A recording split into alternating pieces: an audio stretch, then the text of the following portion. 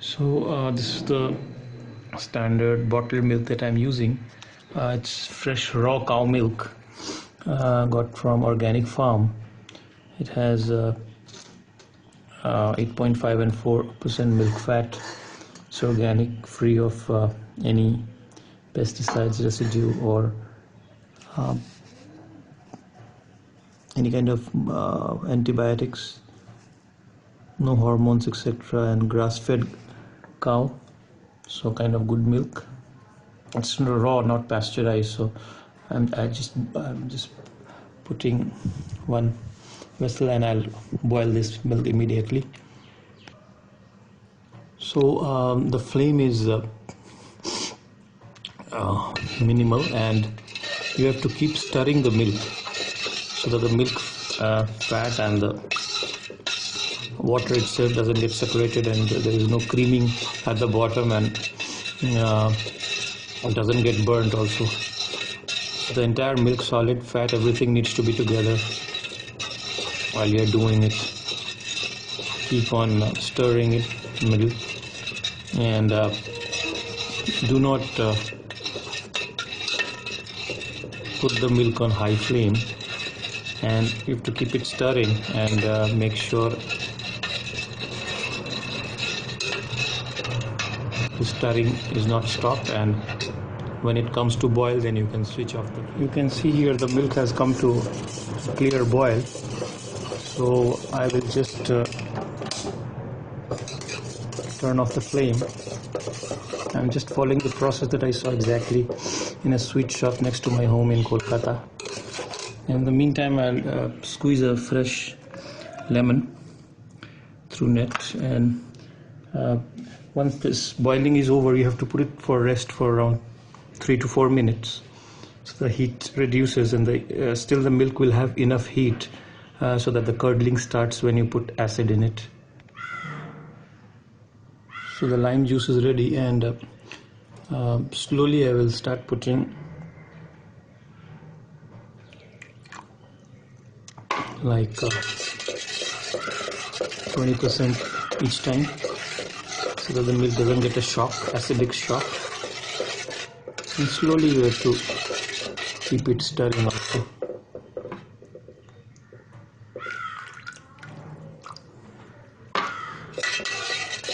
I've also added some water, around 20%, to the lime juice, so that the acidity is reduced and milk can slowly curdle.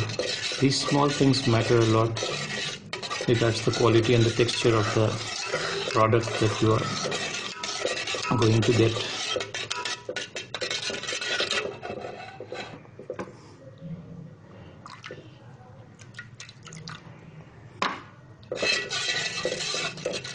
You can also use vinegar or water left from the whey or the previous such activity. That's best, that the sweet makers use usually.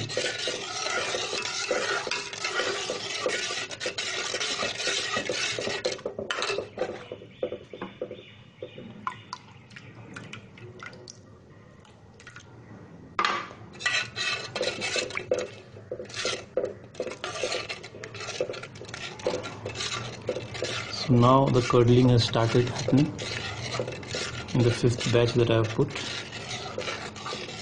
So you can see here milk solids and the whey is separating.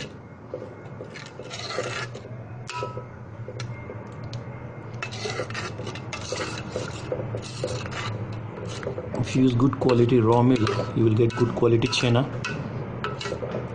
and then you can use it to make anything. Actually, you will get very soft paneer.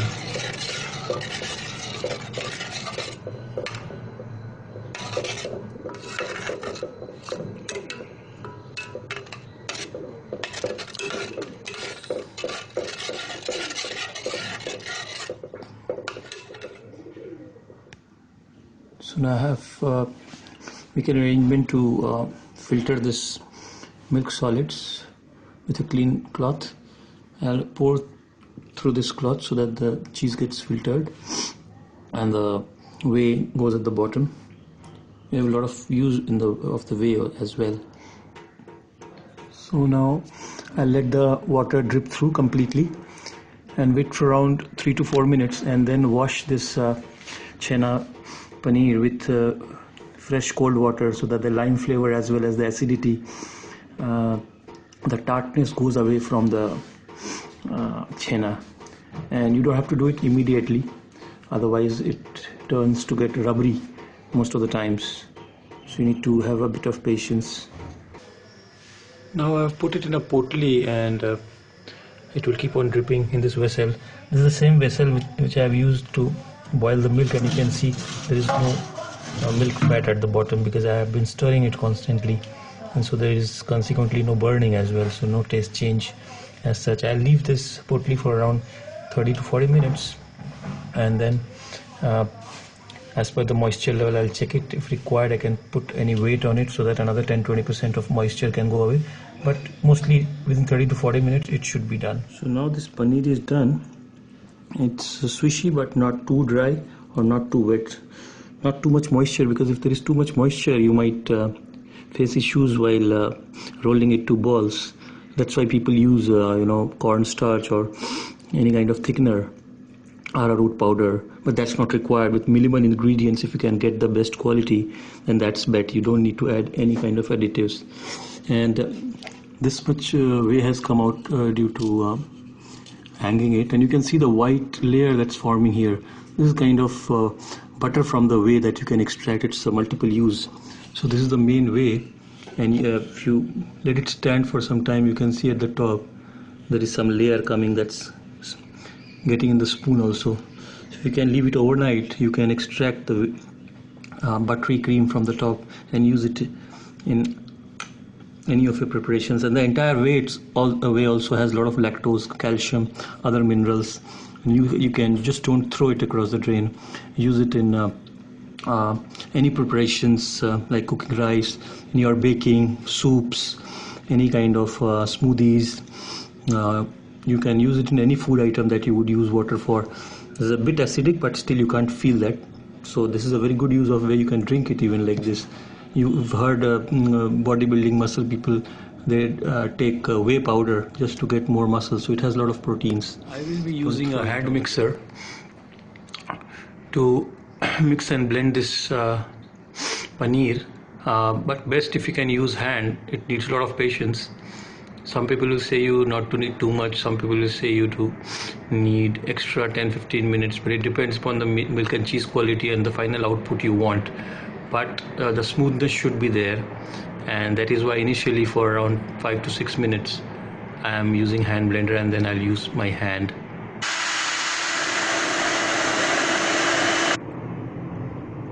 Now after using the hand mixer, you can see it's quite pliable. It's very good, quite uniform, but I'll still use hand for another 2 minutes, and use your base part of your hand to do it like this.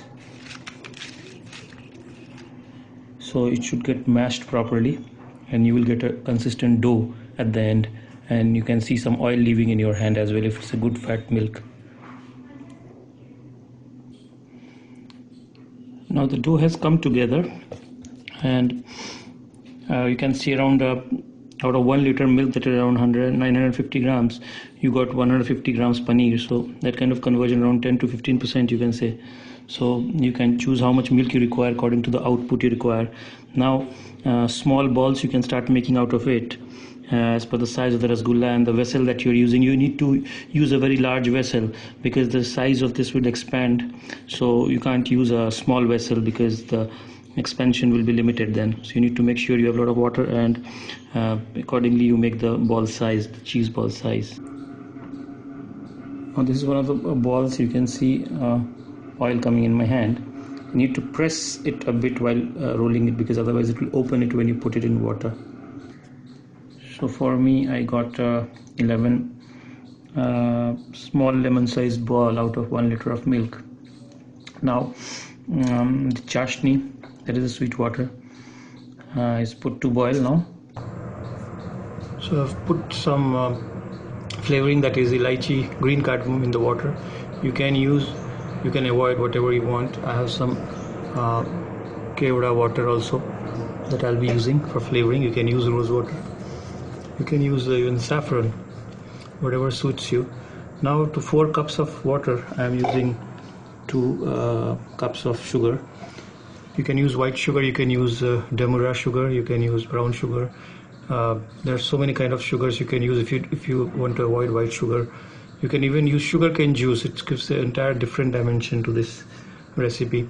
You can use jaggery, you can use beet sugar, you can use any other kind of thing like molasses or stevia solution, whatever suits you.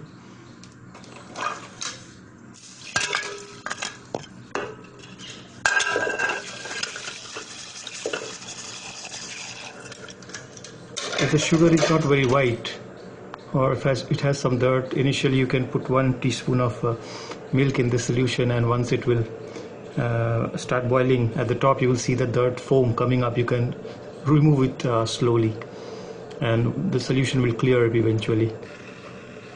In India we are attuned to use too much sugar in all our sweets, so please put sugar according to your own need. I am not putting the quantity out here.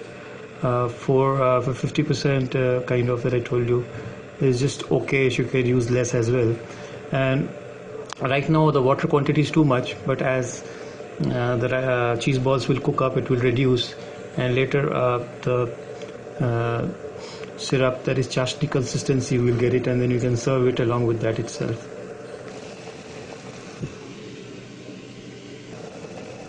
So now I'll put all the balls out here, and initially for 3 minutes I'll boil it at high flame, and then I'll reduce the flame and cook it for like 15 to 20 minutes almost, depending upon the size I want and the finishedness of the entire cheese balls. It's floating right away, and slowly the size would increase. Now it's almost 3 minutes and you can see the puffing has already started. You can keep on moving the water like this slowly, avoiding the hit on the cheese balls directly, so the cheese balls keep rotating and it's an even cooking on the sides. Now I'll slow the flame and cook it for around 15 minutes. You can use a pressure cooker without whistle. You can see here after 20 minutes the syrup has reduced and the cheese balls, that is the rasgullas, have almost doubled in size. Some even 2.5 size.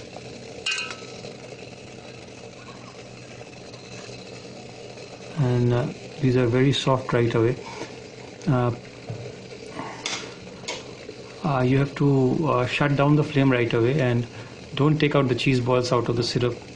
It doesn't need a shock temperature therapy right away, so slowly let it cool down, then you can take out the cheese balls, put the gravy again on flame and let it reduce, and then you can use that as a chashni to serve the rasgullas. So you can see here, these are the finished rasgullas. They have cooled down and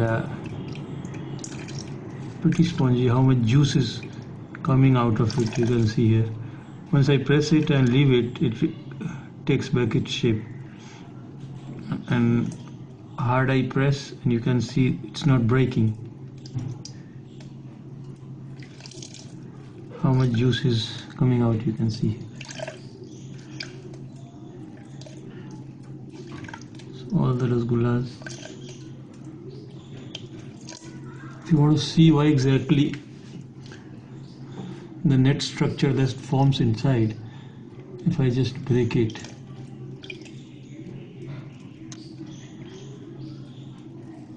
see here the net structure that forms, that is very important, incorporates air, and these are the holes that hold the chashni, that is the syrup, and that is why it is light and fluffy as well. So you need to make sure the kneading is proper and everything is taken care of. In case you have any queries or questions, do get back to me. Thank you.